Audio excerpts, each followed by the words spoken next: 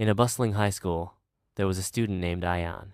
He was sharp, confident, and loved being right. In class debates, family dinners, or group chats, he had to have the last word.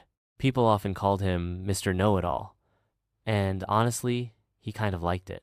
One day, during a history class, the teacher assigned a project called Voices of the Past. Students had to interview someone from the older generation and share what they learned, while others were excited to talk to grandparents or neighbors. Ayan groaned. Do we really need to hear old stories again? Still, for the grade, he agreed to visit an elderly man his mom knew, Mr. Rahim, a quiet 82-year-old who lived alone down the street. Ayan arrived, phone in hand, ready to record. Okay, sir, I just need like 10-15 minutes. Can you tell me something about your past? Mr. Rahim smiled gently and offered him some tea. Sit, son. Let's talk. As Mr. Rahim began sharing his story growing up during war, moving countries, losing friends, starting over, Ayan kept interrupting. Oh yeah, I read about that. That reminds me of something I saw on YouTube. I know. That must have been so hard, right? Mr. Rahim would pause every time, nod politely, and continue. After a while, he smiled and said, Ayan, would you like to try something different? What do you mean? Let's try this.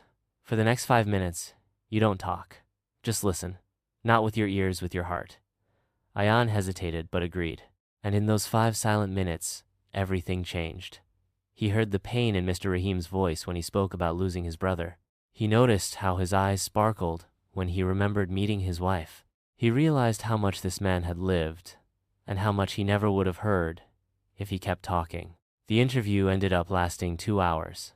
When Ayan presented his project, there were no flashy slides or dramatic effects, just a quiet story. But when he finished, the class was silent, and then they applauded.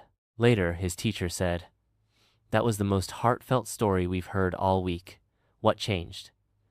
Ayan smiled and said, I stopped trying to say something smart and just listened. Moral: you don't learn anything new by speaking, only by listening.